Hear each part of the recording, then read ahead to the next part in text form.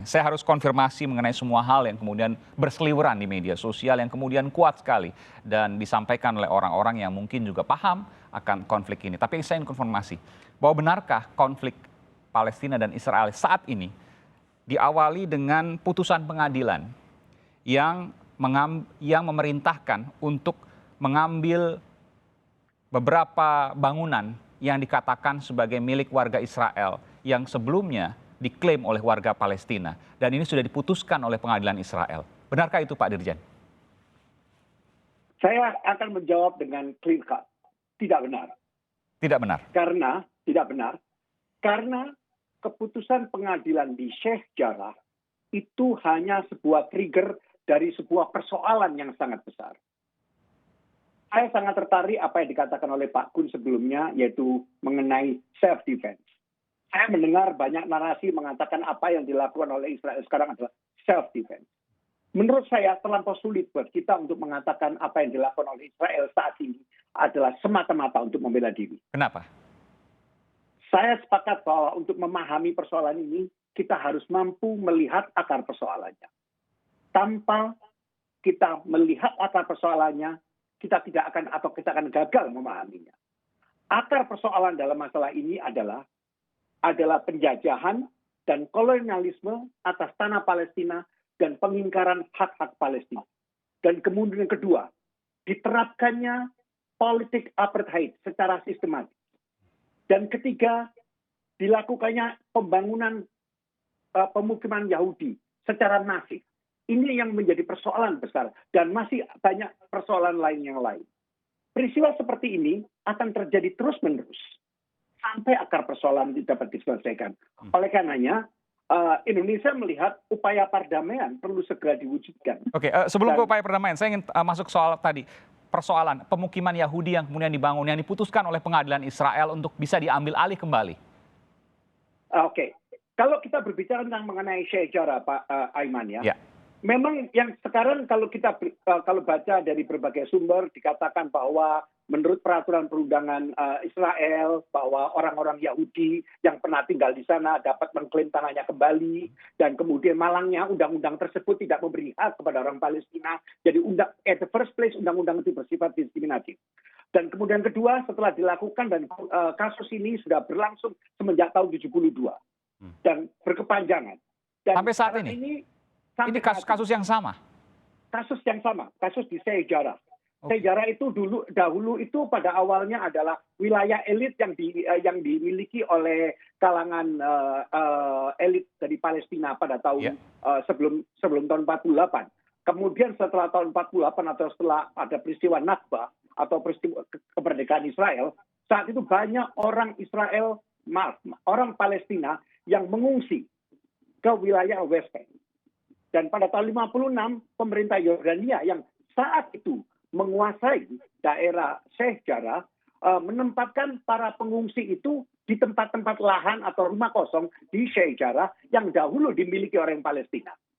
Kemudian setelah itu tahun 67 Israel menaklukkan dan menduduki kota Yerusalem. Dia mengambil alih kekuasaan itu. Dan tahun 70 pemerintah Israel mengeluarkan sebuah undang-undang baru yang pada dasarnya memberi hak kepada warga Yahudi untuk mengklaim. Dan malangnya ada beberapa warga Yahudi yang berpandangan bahwa mereka memiliki lahan tersebut dengan atas bukti kepemilikan yang dikeluarkan pada dinasti Ottoman yang sebelum terjadi pada tahun abad ke-19. Jadi ini yang menjadi persoalan. Dan mereka mengklaim nenek moyang mereka sudah membayar itu? Ya, pada waktu dinasti Ottoman. Tahun 1800-an.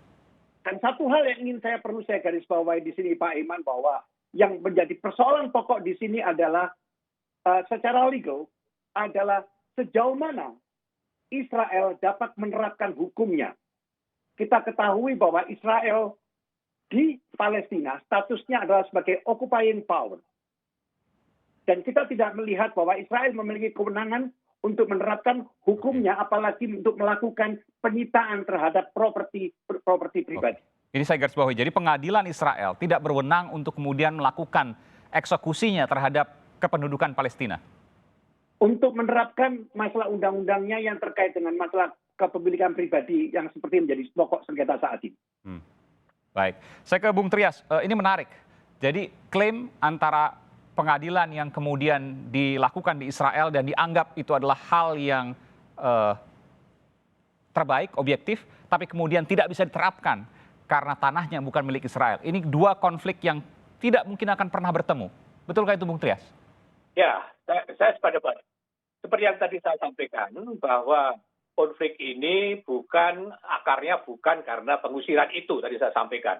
Seperti dengan sebelum-sebelumnya, misalnya intifada pertama, intifada kedua juga bukan karena misalnya intifada pertama itu karena penabrakan orang Israel terhadap orang Palestina di jalur Gaza, bukan itu. Tetapi juga karena persoalan tadi pendudukan, tekanan, pembatasan kebebasan dan lain sebagainya. Ya. Di sejarah ini tadi disampaikan Pak Jailani tadi juga saya sampaikan itu pemicu saja karena ada persoalan lama yang belum terselesaikan yang tadi saya sampaikan ya itu masalah perbatasan, masalah wilayah, masalah pengungsi, masalah keamanan, masalah Yerusalem ya kan dan masalah pendudukan itu yang belum terselesaikan. Setiap kali perudekan kan itu yang harus diselesaikan, tapi kan itu tidak pernah terselesaikan ya sehingga sejarah ini bagian dari wilayah yang diduduki. Ya.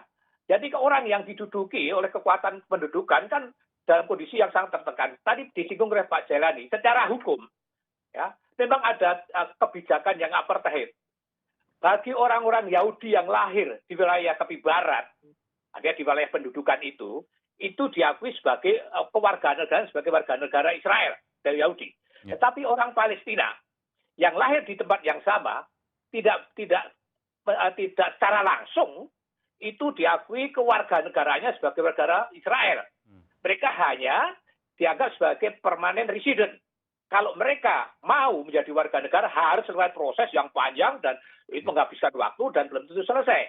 Sehingga tadi disampaikan oleh Pak Jailani tadi soal hak, apakah Israel punya hak untuk mengadili karena kondisinya seperti itu, jadi tidak bisa.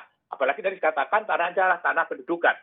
Jadi tanah ini memang sekarang ini sejak 40 masuknya orang-orang Yahudi, kebijakan baru, pembangunan permukiman baru ini, itu sudah sekitar 750.000 Yahudi yang tersebar di sekitar 250 permukiman baru di tepi barat. Di tepi barat artinya wilayah pendudukan. Nah, kalau wilayah pendudukan artinya apa? Artinya dengan cara membangun permukiman baru itu, Israel memperluas wilayahnya. Yang tadi saya katakan, ini jadi persoalan besar karena wilayah Israel makin luas dan itu yang membuat semua dengan orang legalisasi seolah-olah lewat pengadilan Israel yang kemudian dipercaya oleh warga Israel tapi kemudian tidak punya legitimasi di tanah pendudukan itu. Saya ke Pak Abdul Qadir Jailani, Dirjen dari Kementerian Luar Negeri. Pak Jailani, apa upaya Indonesia untuk mengakhiri konflik? Saya harus mengatakan ini walaupun terkesan terlalu jauh, tapi tidak ada yang tidak mungkin ketika kemudian usaha dilakukan apapun, sekecil apapun itu. Sejak dahulu Indonesia selalu berdiri di garda depan untuk mendukung perjuangan rakyat Palestina untuk memperoleh kemerdekaan. Oleh karena itu, posisi Indonesia saat ini adalah selalu mendukung upaya perdamaian Palestina dalam kerangka two-state solution. Kita menginginkan negara Palestina yang berdaulat dengan menggunakan perbatasan tahun 1967 dan Yerusalem Timur sebagai ibu kota Palestina. Kita juga menginginkan perdamaian yang juga dapat menyelesaikan persoalan pemukiman ilegal Yahudi. Kita menghendaki perdamaian yang berkeadilan dan melindungi hak-hak rakyat Palestina. Oleh karenanya, saya ingin bercerita bahwa ketika Indonesia menjadi anggota Dewan Keamanan PBB, pernah melakukan 2 langkah penting pada saat itu, yaitu pada tahun 2019, Indonesia secara khusus mengadakan pembahasan di Dewan Keamanan tentang legalitas, tentang status hukum pemukiman ilegal Israel, Yahudi di Israel, di Palestina. Kemudian pada tahun 2020, Indonesia juga mendorong terbentuknya sebuah resolusi Dewan Keamanan PBB yang menolak konsep perdamaian Palestina yang diterapkan oleh Presiden Trump saat itu, yaitu Deal of Century. Kita tidak happy dengan dengan konsep perdamaian tersebut karena kita anggap tidak sesuai dengan parameter internasional dan tidak menghormati hak-hak rakyat Palestina. Dalam kaitan ini saya ingin menggarisbawahi satu hal yang sangat penting yang mungkin perlu diketahui oleh kita semua, bahwa semua langkah tersebut hanya dapat terwujud apabila terdapat aksi kolektif dari masyarakat internasional untuk memaksakan penyelesaian masalah ini. Tidak ada satu negara pun yang dapat mengatasi persoalan ini secara sendirian. Bertindak sendiri. Tidak ada satupun negara yang mampu melakukannya.